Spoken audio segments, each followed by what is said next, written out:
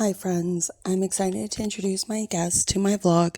Her name is Melinda, and she's been working as a library assistant for the last 2 years. Please join me in welcoming her in the comments. I'm so excited for you guys to meet her. My first question to you is there anything that inspired your passion for reading? So, growing up, my mom always read to us. Some of the earliest books that I can remember her reading to us were James and the Giant Peach and Charlotte's Web. And even though, I'd been surrounded by books my whole life and been read to, I didn't really develop a passion for reading.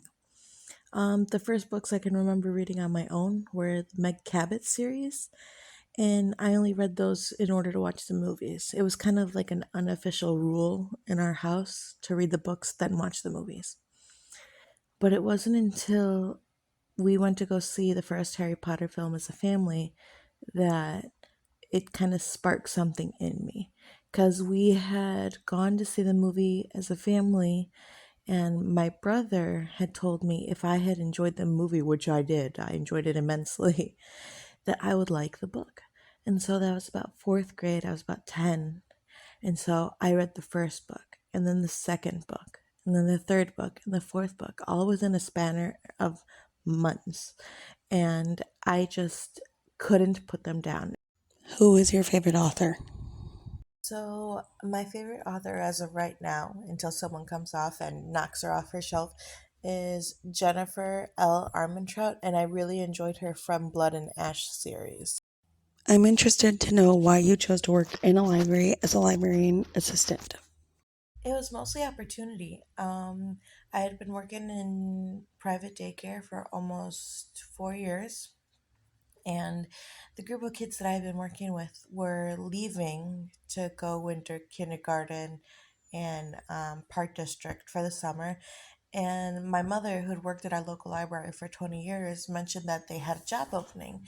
And since I figured the kids were, trying new things, I figured I'd try, applying and see if I got it. And I did. And I did. And so it kind of just worked out that I wanted to try something new. How do you choose which romance books to order for the library's collection? So when choosing romance books, because I follow, a couple of published magazines that have book reviews.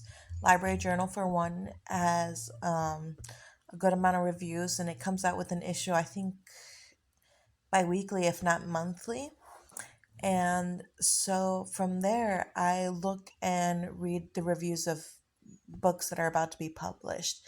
And I also make sure to look at items that could be included in the collection to make it more diverse. Like if I notice that I hadn't picked LGBTQ book categories last time, I try to make sure I put some in in the current month order, or and I make sure that I have diverse authors of cultural backgrounds and different genres.